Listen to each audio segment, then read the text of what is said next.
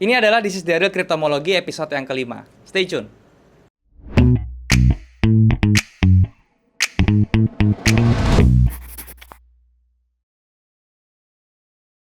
Oke teman-teman, selamat datang di channel This is the Real Channel. Dan hari ini kita masuk ke segmen This is the Real Cryptomology episode yang kelima teman-teman ya. Jadi di episode yang kelima ini gue akan bahas seperti yang minggu lalu teman-teman ya. Gue akan bahas kondisi Bitcoinnya gimana ya. Kemudian dari market capnya seperti apa. Kita mulai dari market cap tentunya ya. Dan juga gue akan bahas beberapa update tentang altcoin ya teman-teman, yang menurut gue itu masih safe untuk ditradingkan dan juga memiliki potensi yang cukup besar teman-teman. Oke? Seperti itu ya. Jadi dari minggu kemarin teman-teman ya, gue mau update ya. Kemarin tuh kalau pas minggu kemarin tuh si BTC ini sempat drop teman-teman ya. Sempat drop sampai ke level sekitar 50 ribuan teman-teman, 51 ribu. Dan itu merupakan area demand-nya ya dari si Bitcoin ya. Dan pada saat sampai situ dia langsung up lagi teman-teman ya, sampai ke 58 ribu. Dan dia kabar baiknya, good news-nya teman-teman ya, itu dia sudah melewati level 55 ribu nih ya. Level 55 ribu ditembus ke atas. Dan sekarang dia mau menuju ke level di 63 ribu teman-teman. Kenapa 63 ribu? Karena targetnya ini gue dapat dari trendline yang atas. Oke. Nah kalau dari cycle-nya juga ya, kalau misalnya dari cycle-nya seperti apa nanti gue jelasin lebih detail lagi. Tapi yang jelas kemarinnya itu IHSG sempat koreksi dan dia akhirnya rebound ke atas. Oke. Nah ini pertanda Bitcoin ini masih menunjukkan untuk potensi bullish teman-teman ya. Potensi bullishnya masih kencang sekali untuk didapat ya. Dan kalau misalnya kita gambar juga teman-teman di sini ya, ini kalau misalnya kita gambar seperti ini kita bisa simpulkan seperti ini teman-teman ya. Kita simpulkan seperti ini ya, kita bisa bikin dia ascending triangle seperti ini. Nah itu baru bisa. Oke. Nah seperti biasa teman-teman ya, sebelum gue bahas tentang chart Bitcoin ini lebih jauh, gue akan bahas dulu tentang market cap-nya teman-teman ya. Jadi ini seperti biasa gue menggunakan TradingView untuk melihat market cap-nya dari si Bitcoin itu sendiri ya. Pertama gue mau kasih tahu ke kalian ya, ini market cap yang semuanya teman-teman tentang kripto ya, jadi termasuk Bitcoin. Dan ini masih berjalan sesuai dengan rencana teman-teman ya. Dia masih menuju ke level sekitar 2,2 triliun teman-teman ya.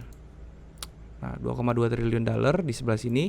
Ini menjadi targetnya dia ya, Tetapi kalau misalnya untuk jangka pendeknya teman-teman ya, jangka pendeknya sama seperti ini, kurang lebih di sekitar 1,95 T sampai 2T gitu ya. Itu menjadi target terdekatnya dia. Oke. Nah, ini kalau misalnya dari market cap-nya ini pun ini bisa dihitung teman-teman ya, secara time-nya itu bagaimana ya. Tapi kalau secara siklusnya dia harusnya sih sampai kurang lebih tanggal 3 sampai 4 April kalau dari cycle analisisnya dia mencapai level 2 triliun ini teman-teman ya, seperti itu. Oke, itu untuk market cap dari si kripto ya, termasuk Bitcoin dan juga altcoin. Tetapi kalau misalnya kita lihat yang berikutnya yaitu adalah market cap di luar Bitcoin atau altcoinnya aja. Nah ini juga menarik ya, kalau yang di luar Bitcoin ya, di sini juga ada ascending triangle seperti ini, dan dia tinggal tunggu break aja teman-teman, break ke atas, dia akan mencapai ke level targetnya. Kita tinggal copy 1:1 seperti ini ya. Kita akan mendapatkan level sekitar 963 billion, hampir 1 triliun dolar. Oke, itu menjadi angka yang bagus juga untuk altcoin ya. Ini tandanya altcoin lebih marak diperdagangkan sekarang ini dibandingkan dengan Bitcoin. Tetapi kalau misalnya kita lihat sekarang dari dominance-nya teman-teman ya, dari dominance-nya sekarang Bitcoin masih bertahan di 61% ya. Dari semua peredaran kripto dia masih menjadi dominance atau masih berperan lebih kuat daripada altcoin-nya ya. Sedangkan untuk komposisi altcoin-nya dia di level 59% dan tidak ada yang terlalu banyak berubah dari komposisi ini ya. Cuman nanti dari rankingnya aja yang berubah di coin market cap seperti itu. Kalau misalnya kalian mau lihat info ya seputar tentang ranking dari koin, kalian bisa buka coinmarketcap.com ya, itu bisa banget ya. Nah, sekarang kita beranjak ke chart Bitcoinnya seperti apa. Tadi saya bilang di sini ada ascending juga ya, ascending triangle yang sempat false break terus dia return ke bawah, oke. Nah, kalau misalnya kita gabung gambar ke atas, ini developmentnya bisa menjadi ascending triangle ini bisa menjadi development menjadi rising wedge teman-teman. Jadi ini harap diperhatikan.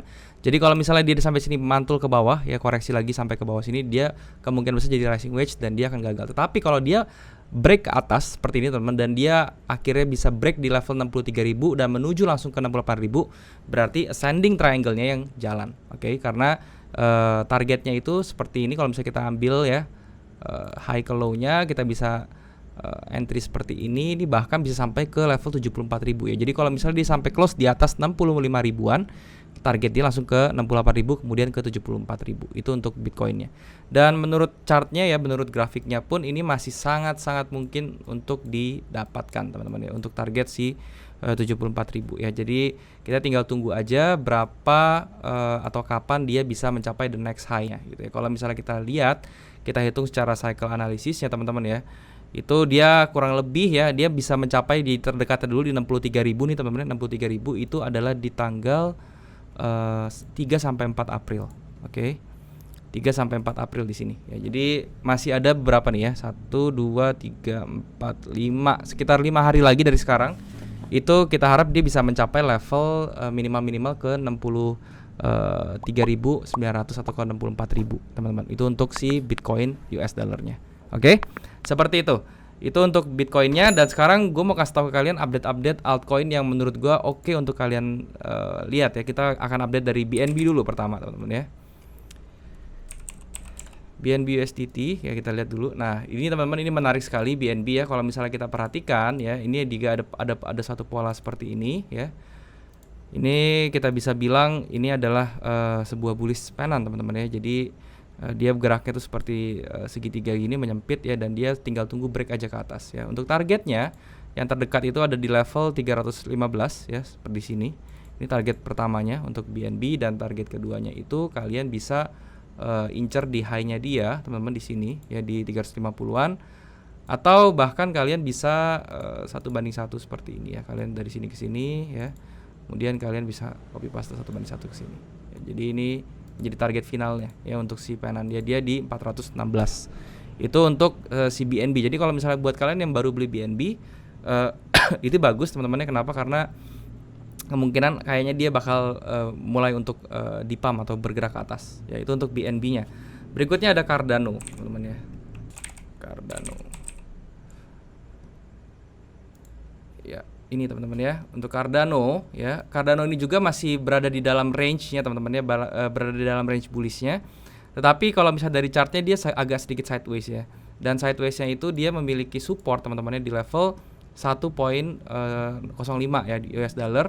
Itu menjadi level supportnya, dan ada level resistance-nya itu di atas, itu di level 1.427 ya. Jadi sekarang dia benar-benar lagi ada di dekat-dekat pivot point ya teman-teman ya, di 1.23 ya. Makanya dilihat nih dia masih agak sulit untuk menembus. Tapi kalau misalnya dia bisa close di atas ini ya, di atas 1.23 ini, atau bisa dibilang 1.25 lah, 1.26, dia bisa close di atas itu, kemungkinan besar 1.4 ini akan dikejar lagi ke atas ya. Jadi buat kalian tinggal tungguin aja levelnya si Cardano ini tuh bisa di break ke atas seperti itu apa enggak ya. Jadi tinggal ditungguin. Berikutnya ada Polkadot teman-teman ya, DOT.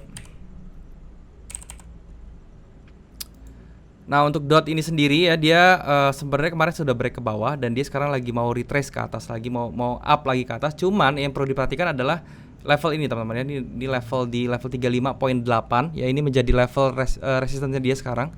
Dan kalau misalnya kita kita buy sekarang ya, kemudian nanti dia mendekati level 35.8, ini kemungkinan besar masih bisa untuk di retrace ke bawah. Jadi ini kita masih belum tahu nih apakah dia naiknya ini hanya sekedar retrace ataukah dia memang benar-benar mau balik arah. Kalau dia mau balik arah, dia harus break dulu di atasnya sini teman-teman ya, di si dotnya ini, atau di 40.8. So kalau misalnya dia bisa full power, bisa sampai langsung ke 40.8, itu dia bisa langsung balik arah. Tetapi kalau misalnya dia ketahan di 35.8 dan dia bikin swing high lagi di sini, itu kemungkinan besar dia mau koreksi lagi ke bawah nih. Bisa jadi dia bikin double bottom baru dia pump ke atas, karena double bottom ini kita tahu mengandung momentum untuk up. Jadi itu bisa diperhatikan. Itu untuk si Polkadot. Nextnya teman-teman ya, nextnya itu ada AAV. Ya, ini dari DeFi-nya teman-teman ya, si AAV ini. Nah AAV ini juga sudah cukup bagus polanya ya. Dia siap-siap untuk break juga nih, dia punya pattern seperti ini. Ya, nah seperti ini. Ini sebenarnya patternnya ini pattern reversal ya. Ini sebenarnya ini descending triangle yang kebetulan dan harusnya dia tuh akan breaknya tuh lebih tendensi ke bawah. Tetapi ini kita lihat ya, nanti kalau misalnya dia di bagian resistance trendline-nya ini dia bisa jebol ke atas, kemungkinan besar descending triangle ini akan gagal ya, dan dia mungkin akan bisa bergerak ke atas, teman-teman ya. Dan ini menjadi level support pertamanya, yaitu adalah di level 456 ya. Itu menjadi target kalian kalau misalnya kalian mau buy sekarang. Ini kalau misalnya dilihat dari pola kecilnya ya, di sini ada sedikit seperti HNS ya yang sudah jebol ya teman-teman ya. Kalau misalnya kita lihat di sini belum kena targetnya, tapi dia sudah retrace ke atas ya, dan ini menjadi hal yang bagus sebenarnya. Kenapa? Karena HNS-nya kemungkinan gagal dan dia akan segera balik ke atas gitu loh. Jadi itu untuk si AAV ini juga cukup bagus untuk kalian pegang ya. Targetnya sementara di 456 dan target paling topnya yaitu di resistance paling atasnya di level 543-an. Itu untuk si AAV. Jadi masih ada beberapa persen untuk kalian bisa makan seperti itu. Nah, kemudian teman-teman ya, nextnya itu ada koin-koin kecil teman-teman yang mau gua angkat di sini. Oh ya, kita ngomongin ETH dulu teman-teman ya, ETH USD. Ya ini gua hampir lupa. Ethereum ini juga dalam kondisi yang sangat bagus teman-teman ya, Ethereum seperti ini. Nah, ini kondisi yang sangat bagus sekali untuk Ethereum ya. Dia ini juga hampir bentuknya tuh seperti triangle teman-teman ya, dan dia tendensi juga tetap ke atas. Oke. Dan untuk pergerakan harga Ethereum ini sendiri, targetnya ya kalau misalnya kalian dia bisa jebolin resistance-nya di atas ya, di sebelah sini di harga 1890-an, itu dia bisa up teman-teman sampai ke level 2500 itu target next-nya ya. Jadi mungkin akan ada beberapa faktor pendorong untuk mencapai harga ini ya, mungkin seperti nantinya dia bakal ngumumin launchingnya untuk Ethereum 2.0 dan segala macam kayak gitu ya. Mungkin itu akan menjadi salah satu faktor untuk mendorong dia gitu ya. Nah sekarang gue mau ngasih tau koin yang underestimated ya teman-teman ya, itu XRP teman-teman ya. Nah XRP nih teman-teman ya, kemarin tuh sempat dibawa turun sampai jauh banget ya teman-teman ya, sampai ke level 0,36an ya, gara-gara news SEC itu loh ya yang dia punya masalah. Tetapi secara konsep koinnya ya sebenarnya Ethereum ini bagus teman-teman ya, secara networknya, secara konsep koinnya seperti itu. Jadi ini cukup boleh kalian pertimbangkan juga sebenarnya sih ya, untuk si XRP. Dari chart patternnya juga, kalau misalnya dia tembus teman-teman ke atas dan bisa close di level 0,6 ya, 0,6 dia close di sini ya di daily-nya, itu kemungkinan besar dia akan kejar sampai ke high-nya lagi ya, ke high sebelumnya teman-teman ya, di sini di level 0,7-an. Nah, seperti itu. Nah, kalau misalnya kita perhatikan dari dia punya chart weekly-nya ya untuk si XRP ini dia pernah ada di high-nya di 1.4 teman-teman ya, dan ini kemungkinan ya kalau misalnya dia bisa sampai ke 0,7, ini 1.4 nih bisa akan kekejar lagi ya teman-teman, bisa kekejar lagi. Itu bukan sesuatu yang mustahil, mungkin dalam waktu 1-2 tahun ya. Jadi kita lihat nih apakah nanti XRP ini bisa bangkit teman-teman ya, setelah diterpa badai dan segala macam seperti itu. Karena menurut gua pada dasarnya koin ini, XRP ini tuh bagus ya sebenarnya seperti itu. Nah nextnya ada HBAR teman-teman ya, HBAR. Nah, Hedera Hashgraph teman-teman ya. Hedera Hashgraph ini gue ada beberapa kali sounding juga nih tentang Hedera Hashgraph ya. Kenapa gue bilang ini koin bagus banget, Hedera Hashgraph. HBAR ini bagus kenapa? Karena dia networknya bagus ya, dia punya fungsinya sebagai sebagai penjamin atau stake of proof-nya itu juga bagus, dan kemudian dia bisa menampung transaksi yang jauh lebih banyak daripada kompetitor-kompetitornya, dan juga kecepatan dan biaya yang lebih murah. Oke, makanya Hedera Hashgraph ini juga oke ya. Jadi dari mulai tanggal 28 Februari sampai 27 Maret ini dia sudah naik berapa persen, udah tinggi sekali ya. Dan kemarin hari ini tanggal 29 teman-teman, 29 Maret ya, ini hari Senin, ini naik lagi nih teman-teman ya. Naik lagi sekitar 23% untuk HBAR. Nah, untuk targetnya sekarang ya. Targetnya kalau misalnya kita ambil seperti ini aja ya, kalau kita ambil dari ujung ke ujungnya ya, 1:1 aja, 0,6 itu menjadi target yang jangka panjangnya. Ini bukan terkesan tidak mungkin teman-teman, tapi ini mungkin banget untuk dicapai 0,6 ini ya. Jadi kalau misalnya kita hitung 0,6 itu berapa persen, itu masih sekitar 50%-an lagi masih bisa dikejar sama si HBAR gitu ya. Jadi HBAR ini juga merupakan koin yang wajib kalian pantau. Nah, berikutnya ada koin kecil, teman-teman ya. Koin kecil yang gua gunakan juga sehari-hari yaitu adalah TRX, teman-teman, atau Tron. Nah, Tron Tether ya, teman-teman ya. Nah, Tron ini kenapa gua merekomendasikan ini? Karena gua sendiri pakai, teman-teman ya. Untuk apa? Bukannya buat gua tradingin, tapi gua pakai untuk jadi alat tukar gua gitu loh. Kenapa? Karena gini loh, gua kan trading di Binance. Nah, di Binance ini gua nggak beli di P2P-nya untuk beli apa? Untuk beli Bitcoin gue nggak pakai kartu kredit, gue nggak pakai P2P gitu ya. Gue pakai transfer rate biasa, yaitu caranya adalah gue beli koin di exchanger lokal, terus kemudian gue kirim aja ke addressnya gitu loh. Nah, setelah gue bandingkan, setelah gue compare segala macam, nah Tron ini biayanya murah sekali gitu ya, biayanya murah banget. Ini cuman sekitar 1 Tron ya, 1 Tron itu untuk biaya kirimnya, dan 2 Tron itu untuk SMS konfirmasi. Kalau misalnya kalian pakai Google Authenticator itu gratis, dua Tron hilang. Jadi 1 Tron biaya kirimnya itu 1 Tron doang ya, sekitar 2.500, sekitar 900 perak teman-teman ya, 900 perak tuh biaya kirimnya, dan masuknya cepet banget ya. Dan setiap kali sekarang kalau misalnya gue mau nambah koin atau nambah Bitcoin, gue pasti gue translate dulu atau gue convert dulu ke TRX. Gue belinya TRX dulu, terus gue ke Indodax gitu loh. Dan gue ngelihat dia punya volume transaksi hariannya juga gila nih ya si TRX ini. Makanya menurut gue ya memang orang-orang juga pakai ini sekarang ya. Dia udah nggak pakai USDT, nggak pakai Litecoin atau nggak pakai apapun ya. Sekarang dia mungkin orang-orang udah pakai TRX, makanya dia punya transaction volume itu gila sehari. Nah, ini kalau dari segi teknikalnya teman-teman, ini juga ada ascending triangle seperti ini, dan dia sudah break teman-teman, dia sudah bergerak ke atas. Tinggal tunggu dia mau bergerak aja nih ke atas ya. Ya karena ini makin lama makin banyak orang, apalagi kalau misalnya koin seasonnya itu sudah jalan, teman-temannya sudah bergerak banyak, itu otomatis kebutuhan untuk koin-koin besar untuk ditradingkan lagi gitu ya, seperti Bitcoin itu akan diperlukan, dan alat transaksi seperti TRX ini akan laku banget ya, akan diminati sekali karena dia murah ya.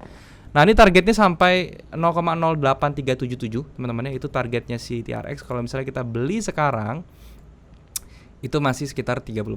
Oke, masih bisa didapat 30%-an. Yaitu untuk si TRX. Ya, jadi ini wajib juga atau bisa kalian jadikan patokan untuk diperhatikan juga nih si TRX ini. Oke. Nah, mungkin itu aja teman-teman koin-koin yang mau gue sharing ya. Jadi sekali gue mau ngingetin teman-teman ya, ini jangan mentah-mentah jadiin referensi aja yang gue sharing di sini ya. Dan buat kalian yang belum punya grup trading, kalian bisa join di grup trading gue yang gue buat di aplikasi Discord. Linknya ada di bawah. Kalian tinggal klik link tersebut untuk join, dan kita bisa diskusi bareng di sana. Dan gue nggak pernah punya grup lain teman-teman selain di Discord. Jadi kalau misalnya ada yang mengatasnamakan gue di grup lain, nawar-nawarin investasi, itu harap hati-hati karena itu sudah dipastikan adalah penipuan teman-teman ya. Jadi jangan transfer. Oke? Nah, kalau kalian juga suka ya tentang apa yang gue sharing di sini, kalian bisa subscribe channel gue di sini. Kalian juga bisa bantu like video ini dan juga share ke teman-teman yang lain yang kira-kira butuh informasi dari video ini teman-teman ya. Dan kalian juga bisa subscribe channel ini teman-teman ya. Kalian juga bisa komen di bawah ya, nyalain loncengnya ya. Kalau misalnya kalian merasa ada yang kurang, kalian komen di bawah. Terus kalau misalnya kalian mau request apa, kalian juga bisa komen di bawah langsung. Oke? Mungkin segini dulu aja teman-teman ya infonya yang bakal gue sharing. Thank you sekali lagi buat kalian sudah menyempatkan diri untuk nonton video ini. Sampai jumpa teman-teman di TID Kriptomologi episode berikutnya. Jangan lupa semua orang bisa cuan. Salam sukses. Bye-bye.